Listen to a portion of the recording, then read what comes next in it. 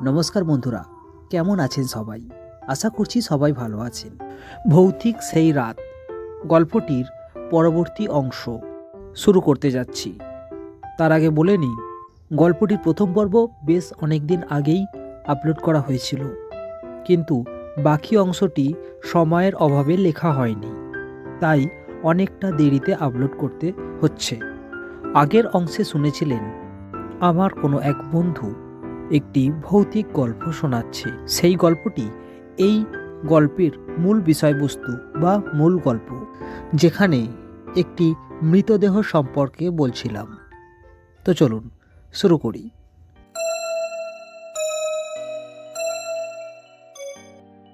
মৃতদেহের গায়ে পড়েছে ঘন ধুলোর আস্তরণ।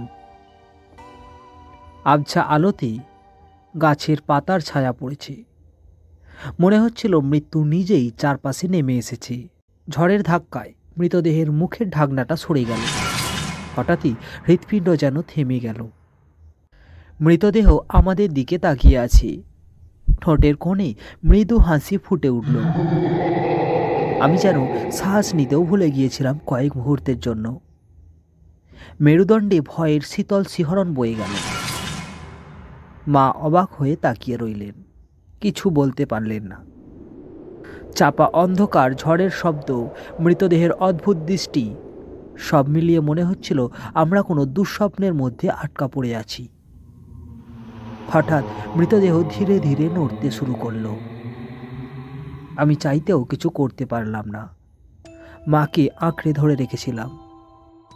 পরের মুহূর্তে সেই মৃতদেহ উঠে বসল।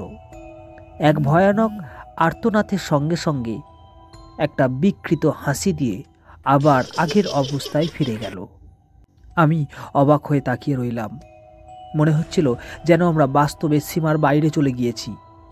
চারপাশে তখন শুধু অন্ধকার, ঝড়ের শব্দ আর মৃতদেহের নড়াচড়া।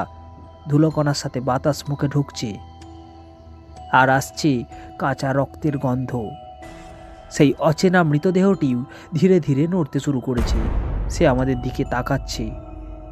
আমি চিৎকার করতে চাই, কিন্তু শব্দ গলায় আটকে গেছে। মাকে আঁকড়ে ধরে দাঁড়িয়ে রইলাম। দূর থেকে হঠাৎ করে শোনা যাচ্ছিল তীব্র গর্জনের শব্দ। কিছুক্ষণের মধ্যেই অন্ধকার ভেদ করে কয়েকটা বড় বড় দাঁতওয়ালা ধূসর রঙের কুকুর সামনে এসে দাঁড়িয়েছে, যাদের চোখগুলো রক্তাক্ত লাল রঙের। কুকুরগুলো হঠাৎই হিংস্র হয়ে উঠল। দাঁত দিয়ে ছিঁড়তে লাগলো লাশের শরীর, অঙ্গ প্রত্যঙ্গ ছিটকে পড়ল। বাতাসে ছড়িয়ে পড়ল রক্তের গন্ধ। চোখ বন্ধ করে রাখতে চাইছিলাম, কিন্তু না, আমি চাই সত্যটা দেখব। ঝড়ের বাতাস ধুলো উড়িয়ে নিয়ে যাচ্ছে। চারপাশে শুধু ভয়, রক্ত, ধুলো আর ছিন্ন দেহাংশ। কিন্তু সবচেয়ে ভয়ঙ্কর হলো অচেনা লাশটির হাসি এখনো অটুট রয়েছে। চোখ দুটো যেন জীবন্ত।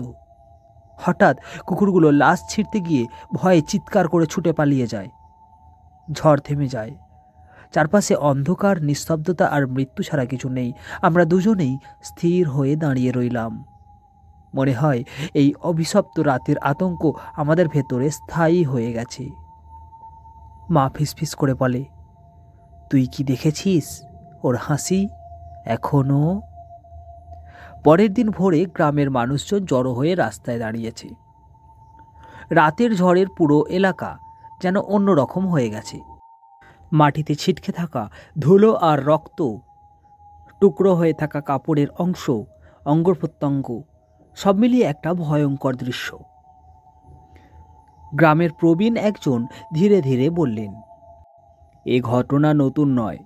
বহু বছর ধরে আমাদের গ্রামের অজানা ইতিহাস আছে। এই লোকটি, অর্থাৎ যার মৃতদেহ আমরা কাল রাতের ঝড়ে দেখেছি, সে বহু বছর আগে গ্রাম থেকে তাড়ানো হয়েছিল। লোকেরা বলতো সে অশুভ শক্তি সাধন করত, মানুষকে ভয় দেখাতো, অদ্ভুত কাজ করত। মৃত্যু হলেও আত্মার শান্তি হয়নি। রাতের ঝড় তাকে আবার জাগিয়ে তুলেছে। মনে হচ্ছিল শুধু রাতের ঝড় নয়, এই ঘটনার পিছনে আরও গভীর কোনো রহস্য আছে। গ্রামের তান্ত্রিককে ডাকানো হলো। সে এলো এক দীর্ঘ লাঠি হাতে। এক টুকরো পাট নিয়ে মৃতদেহের কাছে বসে মন্ত্র জপ করতে লাগলো। বলল, এই লাশ সাধারণ লাশ নয়, মৃত্যুর পরেও এর শক্তি কার্যকর। এটি জীবিত ও মৃতের মাঝামাঝি অবস্থায় আটকা পড়ে আছে। যে হাসি তুমি দেখেছ ও আত্মাকে শক্তিশালী করে। রক্তের খোঁজে ও এখনো ঘোরে। রাতের ঝড়ের সাথে মিলিত হয়ে অশুভ শক্তি দেখিয়েছিল।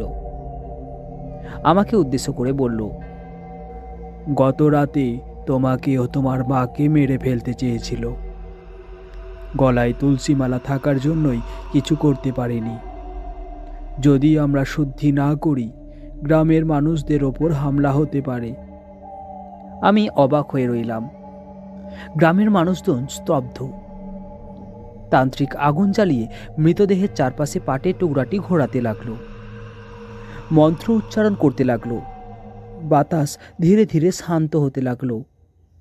হঠাৎ মৃতদেহের হাসি যেন মৃদু হয়ে গেল, চোখ বন্ধ হয়ে আসলো। কুকুরগুলো, যেগুলো আগেই হিংস্র হয়ে উঠেছিল, তারাও শান্ত হয়ে গেল। গ্রামের মানুষজন স্বস্তি অনুভব করল। তান্ত্রিক ধীরে ধীরে বলল, এ আত্মা এখন শান্ত, তবে রাতের অভিশাপের ছাপ রেখে গেছে। যারা দেখেছে তারা চিরকাল এই ভয়কে মনে রাখবে। রাতের অন্ধকার, ঝড়, মৃতদেহ সব মিলিয়ে এক অভিশপ্ত স্মৃতি হয়ে যাবে। এই অভিশাপ থেকে পুরোপুরি মুক্তি পাওয়া সম্ভব নয়, কিন্তু আমি যতটা সম্ভব নিয়ন্ত্রণ করেছি। আগামীতে কেউ এ ধরনের অশুভ শক্তির শিকার হলে সতর্ক থাকতে হবে। আমি বুঝলাম, রাতের ভয় আমাদের ভেতরে এমনভাবে ঢুকে গেছে যে একথা সহজে মুছে যাবার নয়। আমরা শুধুই সেই ঘটনার দর্শক নই, আমরা তার অংশ। রাতের অভিশাপ আমাদের সাথে মিলেছে। আমি স্মরণ করলাম কিভাবে মৃতদেহ নড়েছিল, কুকুরগুলো কিভাবে আক্রমণ করেছিল, এবং সেই হাসি যা জীবিত ও মৃতের মধ্যবর্তী অবস্থায় ছিল। এই অভিজ্ঞতা শুধু ভয় তৈরি করেনি, বরং মনে করিয়ে দিয়েছি পৃথিবী যে সব কিছুর থেকে অদৃশ্য শক্তি ঘিরে রেখেছে। মনে হয় এই ভয় চিরস্থায়ী। গ্রামের মানুষজন অদ্ভুতভাবে আবার স্বাভাবিক জীবনে ফিরেছে, কিন্তু আমাদের ভেতরে অভিশপ্ত রাতের স্মৃতি রয়ে গেছে। সব মিলিয়ে মনে হচ্ছিল আমরা আর কখনো আগের মতো হেসে খেলতে পারবো না। মাঝে মাঝে রাত্রে ঠিক সেই কথাটাই মনে পড়ে। কোনো আলো নেই, কোনো শান্তি নেই, শুধু অদ্ভুত বাস্তবতার পরিস্থিতি। মনে হয় সেই রাত চিরস্থায়ী। আমাদের ভেতরে, আমাদের স্মৃতিতে, আমাদের শ্বাসে এভাবেই আমরা বেঁচে আছি চিরকাল সেই অভিশপ্ত রাতের ছায়ার মধ্যে। ধন্যবাদ বন্ধুরা পুরো গল্পটি শোনার জন্য। এটি ছিল এই গল্পের দ্বিতীয় তথা শেষ পর্ব। আবারও আসছি নতুন কোনো গল্প নিয়ে। ততক্ষণ পর্যন্ত ভালো থাকুন, সুস্থ থাকুন, আর হ্যাঁ, চ্যানেলটি সাবস্ক্রাইব করতে ভুলবেন না। আর গল্পটি ভালো লাগলে অবশ্যই একটি লাইক করবেন। আর কেমন লাগলো আমাদের গল্প জানাবেন অবশ্যই কমেন্টে।